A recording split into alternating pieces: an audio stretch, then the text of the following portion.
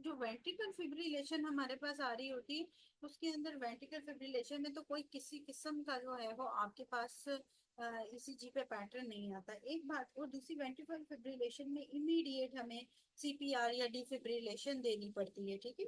Defibrillation उसकी करनी पड़ती है इमीडिएटली, वरना डेथ के बहुत सारे चांसेस होते हैं वेंट्रिकल फिब्रिलेशन में, ठीक है। और इसके बाद फिर से स्लोअर, अभी बात बताइएगा।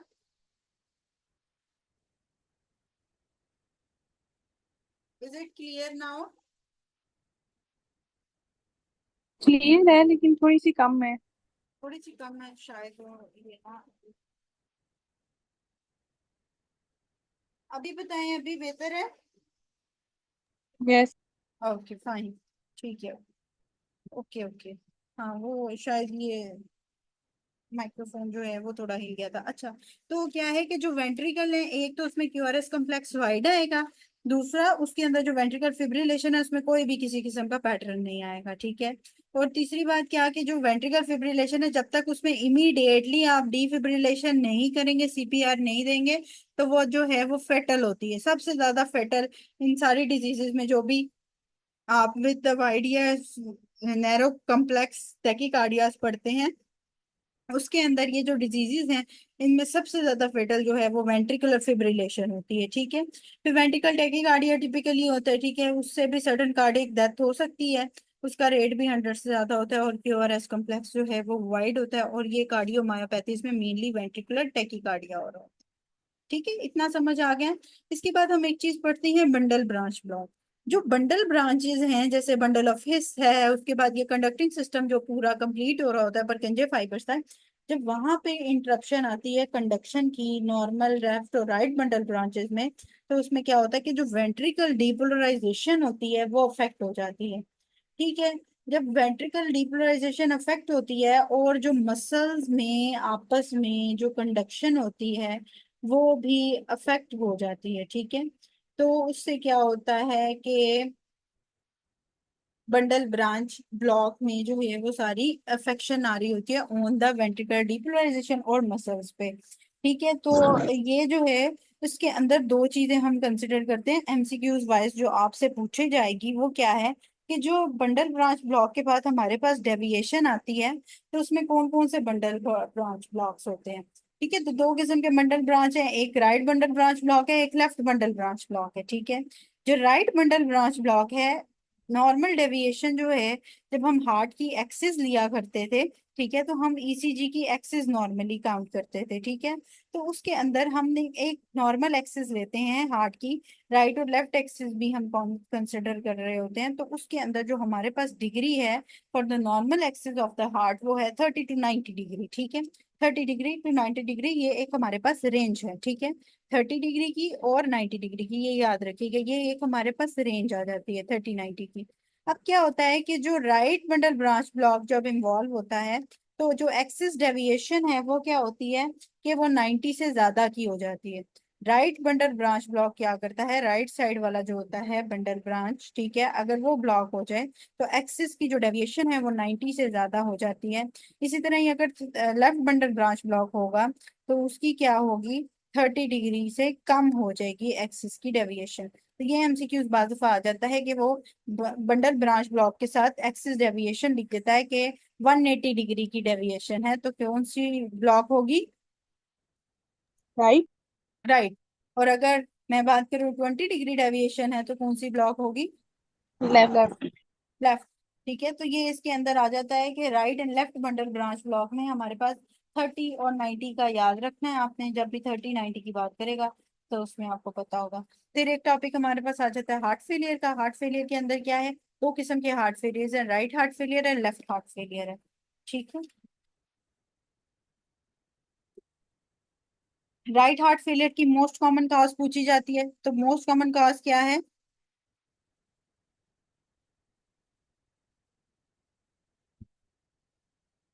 राइट हार्ट फेलियर की मोस्ट कॉमन कॉज क्या हो सकती है आपकी नजर में, किसी को पता है कुछ?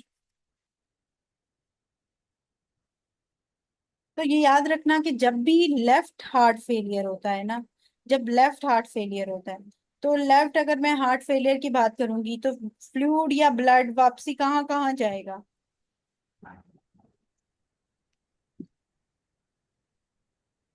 ठीक है, अगर मैं बात करूँ ये राइट साइड का हार्ट है, ये लेफ्ट साइड का हार्ट है। ठीक है, लेफ्ट हार्ट फेलियर की अगर मैं बात करती हूँ, ये तो वेंट्रिकल प्रॉब्लम मेनली की बात करती हूँ। फ्लूइड किधर जाएगा? पल्मोनरी वेन में। ठीक है, पल्मोनरी वेन से होता हुआ क्या होगा, इसकी पल्मोनरी जो है वो हाइपरटेंशन भी हो सकती है। अब ये लंग्स में चला जाएगा वापस से। फ्लूइड अगर बैक फ्लो नहीं आ रहा, आगे से फंक्शन ही नहीं कर रहा, तो इधर जो है वो इकट्ठा होने लग गया है। इधर इकट्ठा होने लग गया तो थोड़ा सा बैक फ्लो भी अब जाएगा, बैक फ्लो गया तो ये लंग्स। इधर से क्या निकल रही थी? Pulmonary artery. पल्मोनरी आर्टरी कहाँ से निकल रही थी? राइट वेंट्रिकुलर के एरिया से। तो जब ये सारी पल्मोनरी आर्टरी की अगर हाइपरटेंशन हो गई इस फ्लूइड के बैक फ्लो की वजह से या किसी भी प्रेशर की वजह से, तो क्या होगा? राइट वेंट्रिकुलर क्या होगी? अगर पल्मोनरी हाइपरटेंशन है तो राइट वेंट्रिकल की क्या होगी? हाइपरट्रॉफी। हाइपरट्रॉफी। हाइपरट्रॉफी हो जाएगी। ठीक है, तो क्या है कि लेफ्ट साइड से बात सारी शुरू हुई थी और क्या हो गया, राइट साइड पे आ गई। राइट वेंट्रिकल हाइपरट्रॉफी के बाद राइट हार्ट फेलियर हो जाता है।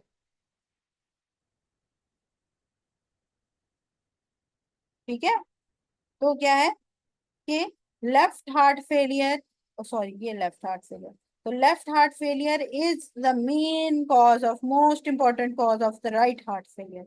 ठीक है, राइट हार्ट फेलियर की मेन मोस्ट इंपॉर्टेंट कॉज याद रखनी है, एमसीक्यूज में पूछते हैं राइट हार्ट फेलियर की कॉज क्या है, तो left heart failure is the main cause for the right heart failure. ठीक है, और फिर हमारे पास जो आ जाता है वो आ जाता है लेफ्ट हार्ट फेलियर के जो फीचर्स आ जाते हैं, तो ऑर्थोपनिया है, जो कि लेटने पे फ्लूइड चेस्ट के अंदर जाने की वजह से क्या है, लेटने पे सांस उखड़ता है पेशेंट का। प्रॉक्सिमल नॉकटर्नल डिस्निया, रात को अचानक ही ब्रेथलेसनेस की वजह से आंख खुल जाएगी। पल्मोनरी एडीमा जो है वो ऑर्थोपनिया को भी करेगा और ये प्रॉक्सिमल नॉकटर्नल डिस्निया को भी करेगा। इसी तरह ही अगर मैं राइट हार्ट फेलियर की बात करूं तो राइट हार्ट फेलियर की वजह से क्या होता है, फ्लूइड अकोमोडेट हो जाता है बॉडी में, जैसे कि जुगुलर वीनस डिस्टेंशन जेवीपी आ सकती है राइट हार्ट फेलियर में, जैसे कि पेरिफेरल एडिमा आ सकता है राइट हार्ट फेलियर में। ठीक है, और इसके अलावा क्या आ सकता है, कंजेस्टिव हेपेटोमेगैली आ सकती है राइट हार्ट फेलियर में। ठीक है, तो हेपेटोमेगैली भी आ सकती है, congestive hepatomegaly in the right heart failure. तो ये राइट हार्ट फेलियर की फीचर्स हैं। ऑर्थोपनिया हो गया, प्रॉक्सिमल नॉक्टर्नल डिस्निया हो गया। ठीक है, और क्या हो गया, पल्मोनरी अडीमा हो गया। ठीक है, तो ये लेफ्ट हार्ट फेलियर के फीचर्स हैं, ये भी एमसीक्यूज में आते हैं। ठीक है, तो ये right peripheral oedema right heart failure में है।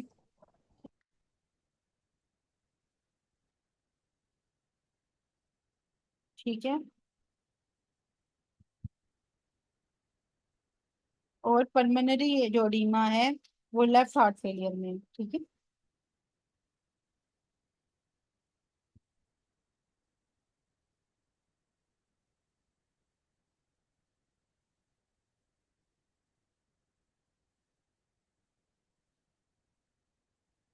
ठीक है, यहाँ तक समझ आ गई? किसी का कोई क्वेश्चन?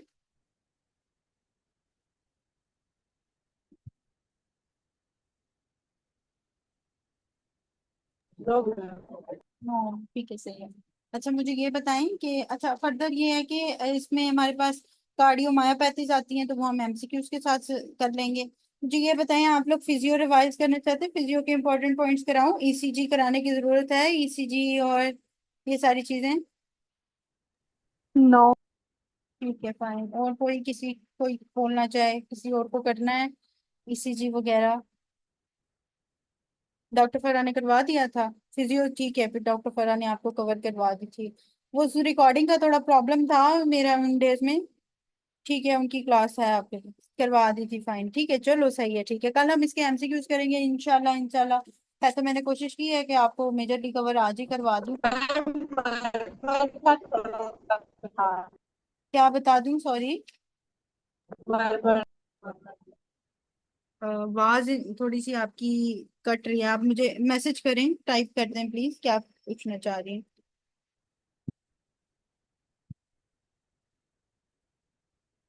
हाँ, मरमर्स का कह रही हैं, अच्छा। तो वो मरमर्स के आपके साथ एक मरमर्स की पिक्चर भी शेयर हुई थी, वो देखी थी आपने? टस मस आर पार।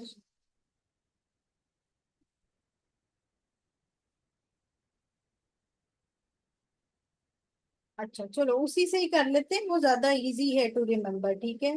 क्योंकि अगर हम किसी और चीज फीचर से करते हैं तो उसमें थोड़ा हमारे लिए प्रॉब्लमेटिक हो जाता है। मैं ग्रुप में आप लोगों के अभी शेयर भी कर रही हूँ दोबारा से, ठीक है, फॉरवर्ड कर रही हूँ आप लोगों के ग्रुप में, नवंबर वालों में, ठीक है। तो इसमें देखिएगा कि इसमें इन्होंने लिखा हुआ है easy way to remember all. ठीक है, मैं रिवाइज करवा देती हूँ। तो इजी वे टू रिमेम्बर क्या है, कि जो सिस्टोलिक मरमर है उसके अंदर हमारे पास क्या है, एक है पैन सिस्टोलिक मरमर, जो कंप्लीट सिस्टोलिक मरमर आता है। एक है उसके अंदर एजेक्टेंट सिस्टोलिक मरमर। ठीक है, अब मैंने याद ऐसे, मैंने पहले ये मेरा तेरा पाई वाला तो सीन नहीं था मेरे पास, ठीक है, तब मेरे पास ये मॉर्निंग नहीं था जब मैंने याद किया पहली दफा, ठीक है। ठीक है, तो उसमें क्या है कि जब अगर मैं ये बात करूं कि सिस्टोलिक मरमर जो होता है वो माइटर रीगर्जिटेशन के साथ होता है, ठीक है। और जो डायस्टोलिक मरमर होता है वो माइट्रल स्टीनोसिस के साथ होता है। बस ये एक चीज मैंने याद की थी, ठीक है।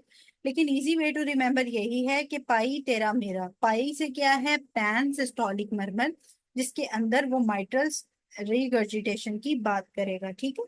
अब माइट्रल रीगर्जिटेशन की इसने बात कर दी, तो दूसरा क्या है, एओटिक स्टीनोसिस। इंपॉर्टेंट यही दो होते हैं, रीगर्जिटेशन और एओटिक स्टीनोसिस की ही इंपॉर्टेंट बात आ रही होती है, माइटर रिगर्जिटेशन और एओर्टिक स्टेनोसिस की। तो जो ट्राइकस्पिड और जो पल्मोनरी वॉल्व होते हैं वो एक सेकंड पॉइंट पे हम उसको कंसिडर करते हैं, ठीक है। तो जो बात आप माइटर वॉल्व के लिए करोगे वही बात आप जो है वो ट्राइकस्पिड वॉल्व के लिए बात करोगे, क्योंकि आपको पता है कि ये दोनों राइट एंड लेफ्ट एट्रियल और वेंट्रिकल के दरमियान पाए जाते हैं, ठीक है। तो अगर मैं माइटर स्टेनोसिस की रिगर्जिटेशन की बात करूंगी तो उस वाले में, उस मरमर में ट्राइकस्पिड भी रिगर्जिटेशन ही होगी। और अगर मैं एओर्टिक स्टेनोसिस की बात करूंगी तो उसी मरमर में पल्मोनरी स्टेनोसिस भी होगी, ठीक है। तो दोनों एक जैसे जो वॉल्स हैं वो एक जैसा ही प्रेजेंट करते हैं, मरमर जो भी हो, ठीक है। तो इसमें याद पहले एक ही चीज बेशक कर लो, जो माइट्रल है और वो है एओर्टिक है, ठीक है। ये दो मेन वॉल्स होते हैं जिनको हम कंसिडर कर लेते हैं। तो पाई तेरा मेरा से वो बात क्या करता है कि pansystolic murmur with the mitral regurgitation and tricuspid regurgitation, एक ही बात होगी, ठीक है। फिर उसके बाद एजेक्शन सिस्टोलिक मरमर में क्या है कि इजाज आसपास हो रहा है, तो आस से क्या है, एओर्टिक स्टेनोसिस, और पास से क्या है, पल्मोनरी स्टेनोसिस। फिर डायस्टोलिक मरमर आ जाता है, मिड डायस्टोलिक मरमर जो हमारे पास होता है वो माइट्रल स्टेनोसिस का होता है। और जो हमारे पास अर्ली डायस्टोलिक मरमर होता है वो होता है पल्मोनरी रीगर्जिटेशन का, ठीक है, या एओर्टिक रीगर्जिटेशन का, ठीक है। तो उसके अंदर जो है वो आर पार जो आ जाता है वो आ जाता है अर्ली आर पार, वो उसके अंदर आ जाता है अर्ली डायस्टोलिक मरमर में। और जो मिड डायस्टोलिक मरमर है, मिस्टसमस जो आ जाता है वो आ जाता है हमारे पास मिड डायस्टोलिक मरमर में। आपके पास एमसीक्यूज जो आते हैं वो इसी तरह ही आते हैं कि बाज़ दफा वो इस मरमर्स का नाम लिख देता है, ठीक है। मिड डायस्टोलिक मरमर या एमआर जो माइटर रिगर्जिटेशन का मरमर है, ठीक है, उसका नाम लिख देता है ज्यादातर, कि आप मुझे ये बताएं कि पैन सिस्टोलिक मरमर किस में होगा, या वो लिख देगा मिड डायस्टोलिक मरमर किस में होगा, या फिर वो ये पूछ लेगा कि एजेक्शन सिस्टोलिक मरमर किस में होगा। तो ये बाज दफा जो है वो जो है मरमर के वो पूछ लेता है कि ये किस में होगा, डायरेक्टली यही पूछ लेता है, ठीक है। तो उसमें आपको जो चूज करने वाला होता है, क्या कह लें कि एमसीक्यू जो ऑप्शन चूज करने वाली होती है वो इजी हो जाती है, ठीक है। तो वो ये है। तो जो आपके पास निमोनिक है, निमोनिक के थ्रू याद करना तो ज्यादा आसान है, ठीक है, तो वो उस तरह याद कर लें। या मैंने सिर्फ इतना याद किया हुआ है कि अगर सिस्टोलिक है तो वो और उसका हिसाब होगा, और अगर सिस्टोलिक के साथ है तो वो एम आर होगा, और डायस्टोलिक के साथ एम एस होगा, ठीक है, डीएस या एस डी से होगा, तो वो डायस्टोलिक होगा, ठीक है। और जो सिस्टोलिक होगा वो एम आर से होगा, ठीक है। तो माइटर रिगर्जिटेशन में ये आ जाएगा, और या फिर माइटर स्टेनोसिस में आ जाएगा, ठीक है। तो ये जो है वो मेन चीजें आ जाती हैं। फिर साथ में कल जो हम एमसीक्यूज करेंगे इंशाल्लाह, इनके फीचर्स साथ साथ एमसीक्यूज में जो है वो कुछ में जो है वो जैसे ओपनिंग स्नैप आ जाता है, तो साउंड जो है वो S1 की आ जाती है, ठीक है। तो ये जो कुछ फीचर्स हैं ये माइटल स्टिनोसिस के साथ हैं कि वो स्टिनोज कर जाता है और उसके अंदर से जो S1 साउंड है वो भी लाउड हो जाती है और ओपनिंग स्नैप आ जाती है, क्योंकि जाहिर है आपको पता है एक वॉल स्टिनोज हो गया है, वो अकड़ गया है वहां से। तो जब ब्लड ने फ्लो करना है तो जाहिर है S1 साउंड तो लार्ज प्रोड्यूस होगी ना, लाउड प्रोड्यूस होगी। और दूसरा, हाँ साइड्स भी बता देती है देखो। तो जो साउंड है वो भी लार्ज होगी, ओपनिंग स्नैप भी होगा। ठीक है, तो उसके अंदर जो है वो दोनों तरफ की चीजें आ जाएंगी। ठीक है, स्टिनोज्ड है एक मर्म वॉल्व, तो उसमें जब भी फ्लूइड ने पास करना है तो S1 जो है वो लाउड प्रोड्यूस होगी। ठीक है, फिर हमारे पास जो है वो साइड्स ऑफ मरमर की अगर मैं बात करूं, तो साइड्स ऑफ मरमर के साथ हम पिक्चर एक देख लेते हैं साइड्स ऑफ मरमर की, जो कि इजी टू लर्न हो जाएगी।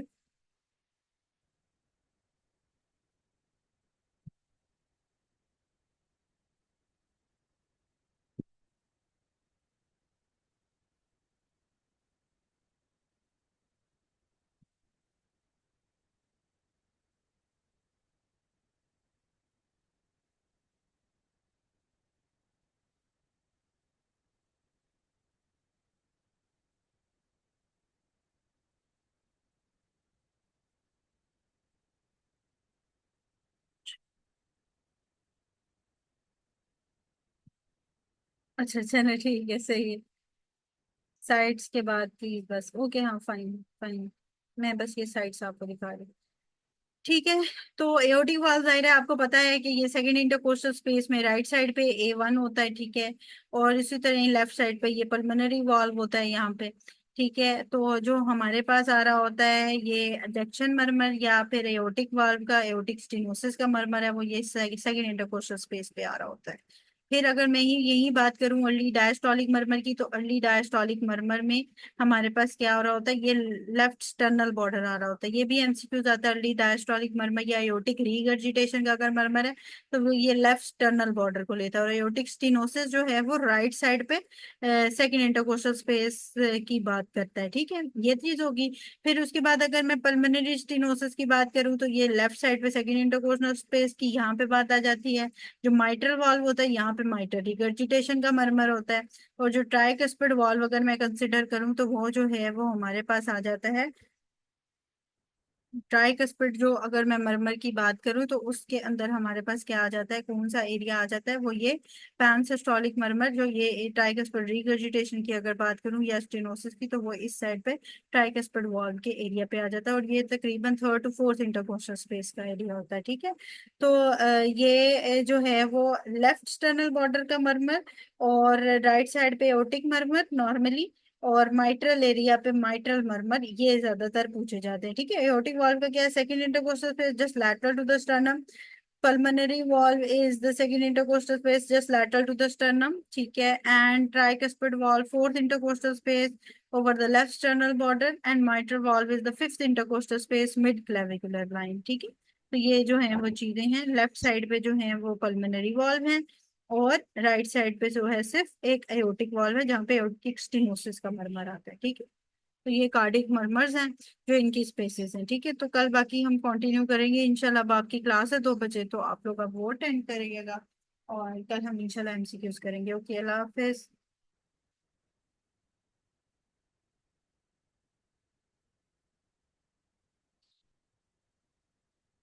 अल्लाह हाफिज। अल्लाह हाफिज।